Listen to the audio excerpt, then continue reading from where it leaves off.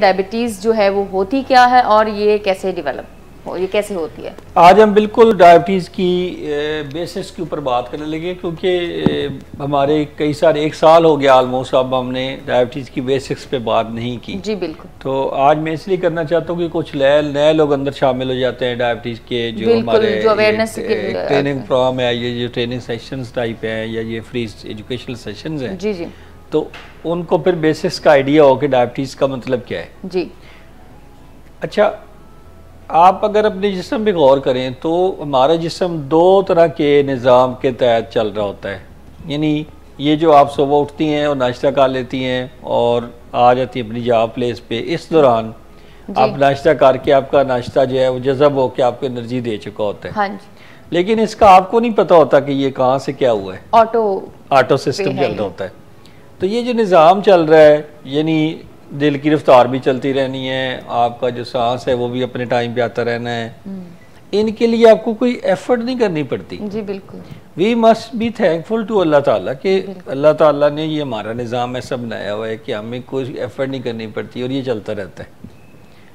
तो अब ये जो सिस्टम चलते हैं, ये 2 निज़ाम आगे अल्लाह ताला ने बनाए हुए। एक है नर्वस सिस्टम, जो ब्रेन में से तारें निकलती हैं, नर्व्स निकलती हैं, जो जिस्म के मुख्तलिफ हिस्सों को पैगाम रसानी करती हैं कि भाई ये काम करो, इतना मसल पुल करो, इतना मसल रिलैक्स करो, वगैरह वगैरह।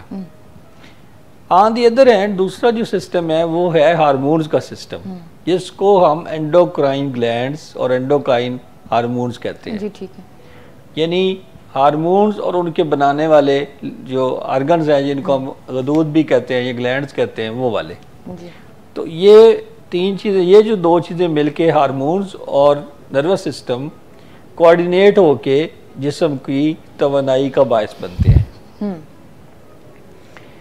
इन्हीं में से एक हार्मोन का नाम है इंसुलिन। राइट। इंसुलिन कहाँ से पैदा होती है? लबलबा से पैदा होती है। लबलबा कहाँ पे पड़ा हुआ है? पैंक्रियाज जो है वो स्टमक के पीछे लेफ्ट साइड पे। वहां से उसके हिस्से में से इंसुलिन निकल रही होती है। इंसुलिन ब्लड शुगर लेवल, जो हम खाना पीना खाते हैं, वो सारा कन्वर्ट हो जाता है to blood sugar levels. Energy अभी वो स्टेप नहीं है। अच्छा। ब्लड शुगर बनता है पहले। मसलन आपकी ब्लड शुगर 200 है, उसमें से 100 मिलीग्राम कंज्यूम हो जाएगी और एनर्जी में तब्दील हो जाएगी, तवानाई आ जाएगी। ये नॉर्मल प्रोसेस है। तो अब ब्लड में कितनी रहेगी? 100 मिलीग्राम। 100। वो जो 100 मिलीग्राम है वो कहाँ चली गई? तवानाई में तब्दील हो गई। ऐसा कैसे पॉसिबल हुआ है? Because of action of insulin. जब आपने खाना लिया, आपका कार्बोहाइड्रेट लोड गया, मीठा गया, उधर से इंसुलिन पैदा होनी शुरू हो गई। जो ही ब्लड शुगर राइज करेगी, इंसुलिन उसका इस्तेमाल करेगी और वो दोनों मिलके खुलियों के अंदर चले जाएंगे और तवानाई फराम करेंगे। ये इतना आपस में इंटीग्रेटेड सिस्टम है। इस सिस्टम में खराबी को डायबिटीज कहते हैं। जब ये प्रॉपर वर्क नहीं करता। जब ये प्रॉपर वर्क नहीं करता। राइट। जब इंसुलिन कम पैदा होती है या इंसुलिन पैदा ही नहीं होती। तीसरी ये सूरत हाल है कि पैदा कम होती है और साथ में असर भी नहीं कर पाती।